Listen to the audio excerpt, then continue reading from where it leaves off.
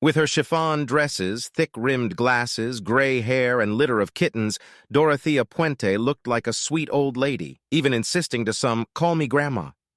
But looks can be extremely deceiving. And, in this case, the innocuous landlady was actually a terrifying serial killer who committed at least 9 murders inside her boarding house in Sacramento, California throughout the 1980s. Between 1982 and 1989, Puente would take in the vulnerable and homeless, poisoning and strangling some of her guests before burying them on her property and cashing their Social Security checks. The disappearances of these so-called shadow people went unnoticed for years, until eventually a social worker, Judy Moyes, who speaks in new Netflix documentary Worst Roommate Ever, reported a tenant missing. But the police could never have imagined they'd go on to find 6 bodies buried in the backyard of this little old lady. Suspicions first arose about Puente in 1988 after Judy, an outreach counselor with Volunteers of America, noticed 52-year-old Alvaro Montoya, someone she'd placed at Puente's house, had vanished. Alvaro had struggled with his mental health and been homeless for years, and Judy didn't buy Puente's explanation that he'd left for a holiday in Mexico with his brother, especially as she knew he didn't speak to his family. Judy also questioned another of Puente's tenants, John Sharp, who told her, "Something is wrong. She's been digging a lot of holes." She alerted police, who went to the house, where they were met with the same answer that Alvaro was on holiday. But John slipped them a message. "She's making me lie for her." The police returned and searched the house, finding nothing, so they asked permission to dig up the garden, so they could tell the social worker they've done all they can. Puente agreed, even providing an extra shovel for them to do so.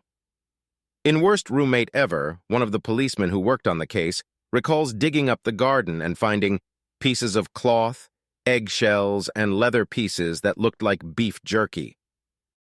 "We were just digging and digging," he says, "and I could see Dorothea staring out the window at us above." Finally, they found the body of 78-year-old Leona Carpenter, and the police realized what they thought was beef jerky was actually human flesh. "I had been removing it from the bone," one says in the documentary. When questioned by police initially, Puente remained calm and denied everything. The policeman who interrogated her reveals in the documentary, "She was emotionless, and she would look straight into my eyes and answer every question. She never flinched. She never said anything. She denied everything." But the next day, as the police started digging up other areas of the garden, she asked permission to go and meet her nephew for a coffee to calm her nerves.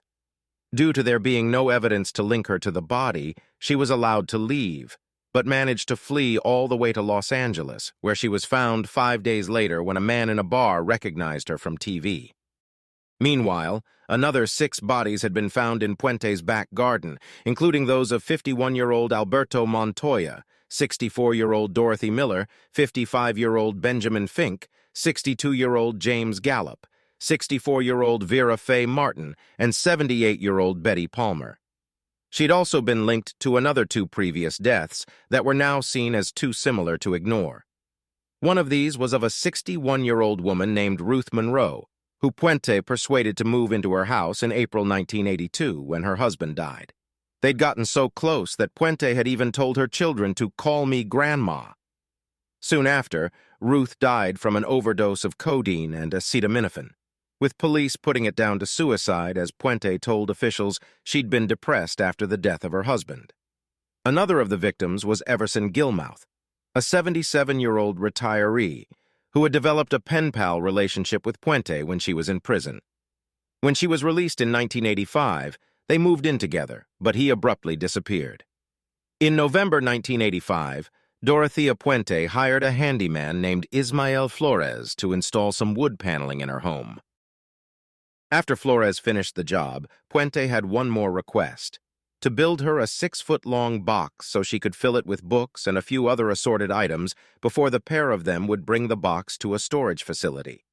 But on the way to the storage facility, Puente abruptly asked Flores to pull over near a riverbank and just push the box into the water. On New Year's Day, a fisherman spotted the box, noticed that it looked suspiciously like a coffin, and informed the police. Investigators soon found the decomposing body of an elderly man inside. However, It would be 3 more years before authorities could identify the body as Everson, only happening due to the similarities between him and the bodies being found in Puente's backyard. Charged with a total of 9 murders, Puente was flown back to Sacramento.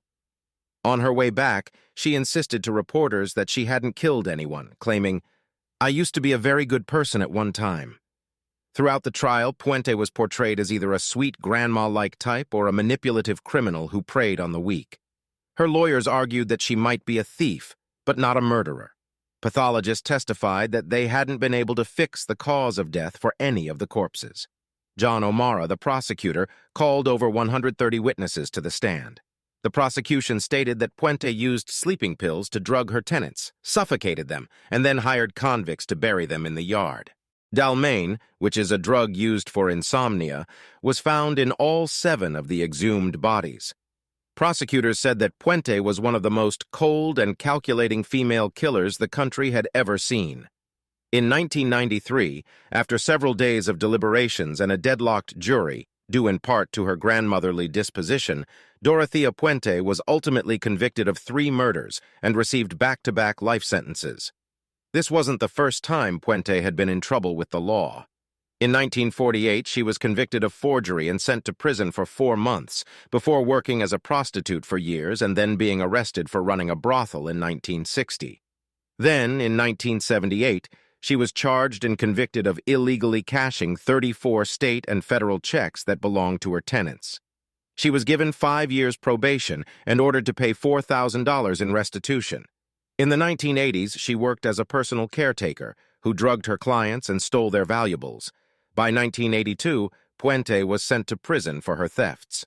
She was released just 3 years later, although a state psychologist diagnosed her as a schizophrenic with no remorse or regret, who should be closely monitored.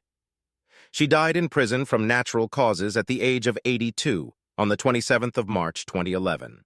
In the documentary, police say, "This could be my grandma. She was the little old lady next door. You cannot judge a book by its cover, and she had one heck of a cover."